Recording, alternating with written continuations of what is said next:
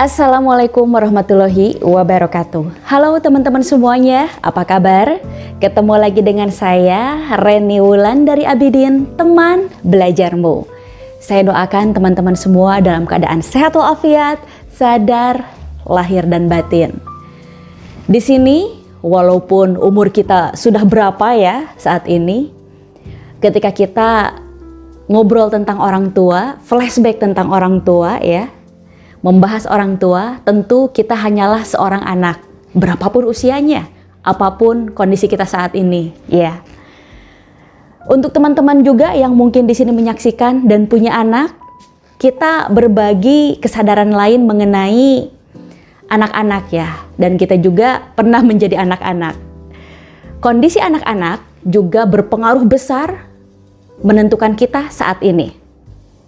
Kita saat ini, teman-teman, pengaruh besarnya itu dari usia 3 tahun ya, 2 tahun, sampai usia 13 tahun. Yang basicnya tersebut menentukan kita di hari ini karakternya seperti apa, kebiasaannya seperti apa, kebiasaan baik dan buruk ya, dan sebagainya.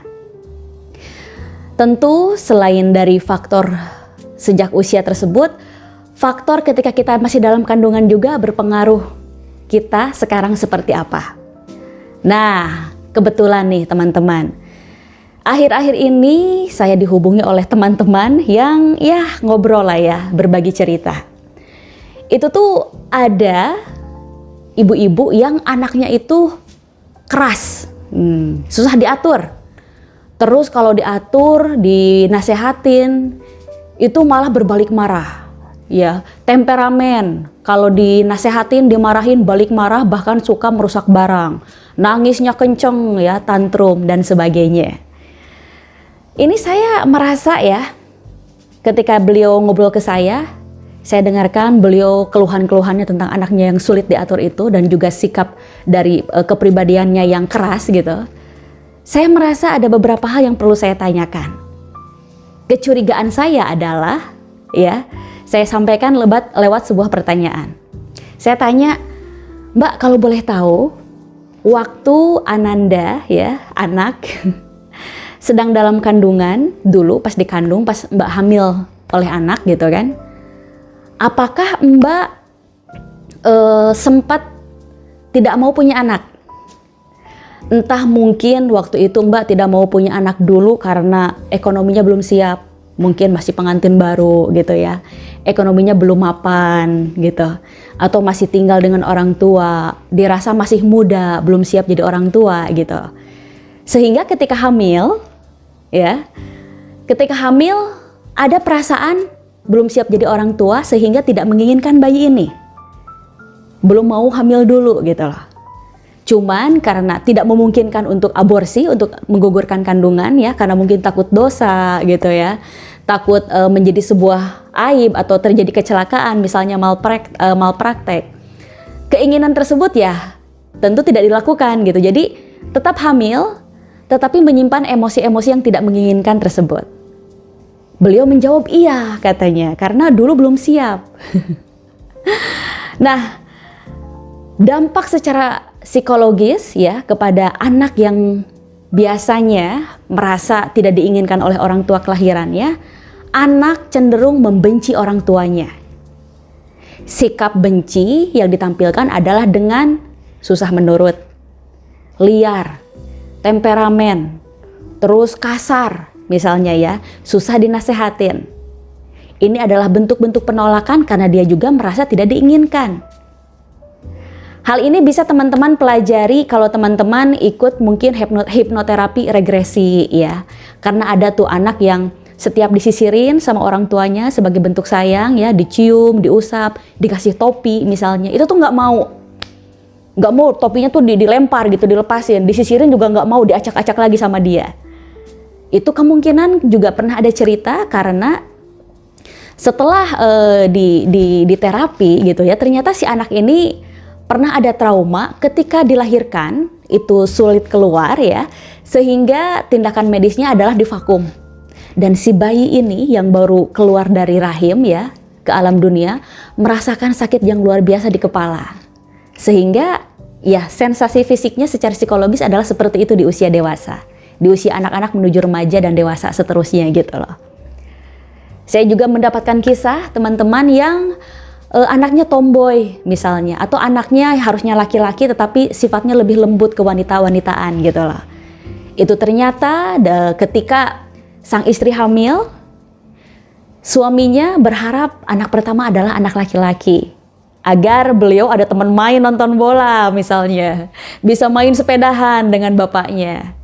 Udah beli mainan, udah nyiapin kamar untuk laki-laki ya dengan edisi Spider-Man, edisi Ultraman gitu ya kamar-kamarnya. Terus mainan mobil-mobilan, udah nyiapin nama juga. Wah, kalau anaknya perempuan atau laki-laki, sorry ya, kalau anaknya laki-laki mau dikasih nama ini gitu.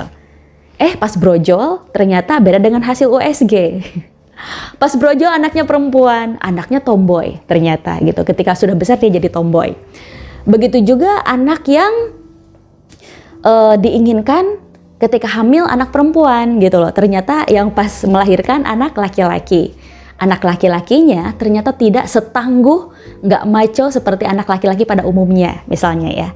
Ini juga banyak dialami nih oleh teman-teman yang lain. Kenapa saya berbicara begini di materi hari ini, teman-teman? Tujuannya adalah, ayo, sebelum kita selalu berusaha mengotak-ngatik anak, selalu berusaha anaknya yang salah, anaknya adalah objek yang perlu diperbaiki. Selalu begitu kan? Padahal, teman-teman, coba deh kita sesekali kembali ya ke asal muasal kita ya menjadi orang tua, asal muasal anak dilahirkan. Anak ya cetakan orang tua.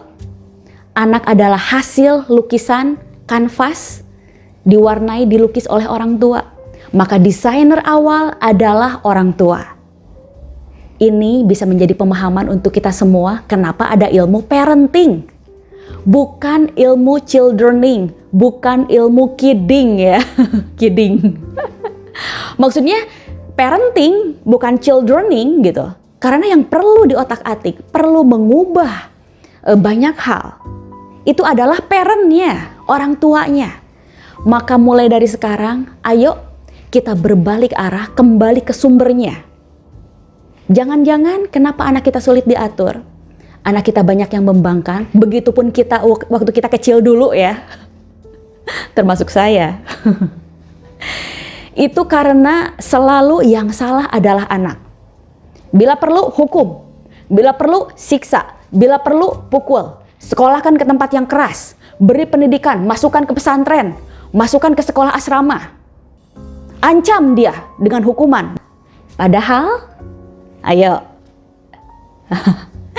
gitu ya teman-teman, tidak ada maksud untuk menghakimi siapapun, kita semuanya belajar, hanya saja kita mengingatkan, saling mengingatkan ya. Mumpung kita masih hidup, mumpung semuanya masih bisa diperbaiki ya, Tuhan masih memberikan kuota nyawa, ayo kita ubah semuanya menjadi lebih baik, dimulai dengan cara-cara yang sederhana yaitu memulai berpikir kembali dari awal, jangan-jangan kitanya yang salah sejak awal ya, tidak tepat dalam memanage treatment terhadap anak-anak kita. Kita juga mungkin dulu begitu ya. Maka untuk anak-anak yang mungkin sempat mendapatkan perlakuan-perlakuan yang tidak semestinya oleh kegagalan parenting orang tua, maafkan, ridho, ikhlas. Orang tua juga mungkin tidak tahu, karena nggak ada sekolahnya ya. Untuk jadi guru ada sekolahnya, untuk jadi dokter ada sekolahnya, mau sampai S3, mau sampai spesialis. Tapi jadi orang tua, sekolahnya seumur hidup, trial dan error. Dimaafkan lahir batin kedua orang tua kita, dan orang tua pun jangan segan-segan meminta maaf pada anak. Tidak ada salahnya melakukan ijab qabul, meminta maaf pada anak ya. Ini membantu anak untuk bisa mereka mendapatkan perasaan secure, mendapatkan perasaan aman, dan tidak perlu selalu menyalahkan apapun yang sudah terjadi dalam hidupnya. Jangan-jangan anak-anak kita atau kita sendiri ya, karena diperlakukan begitu oleh orang tua, kita juga akhirnya sering menyalahkan diri sendiri, sering menyalahkan kehidupan, bahkan mungkin menyalahkan Tuhan. Gitu ya teman-teman. Jika dirasa video ini memberikan manfaat, mohon bagikan, mohon bantu share kepada orang-orang yang sekiranya butuh dengan informasi ini. Wabillahi taufiq wal hidayah. Wassalamualaikum warahmatullahi wabarakatuh. Dadah!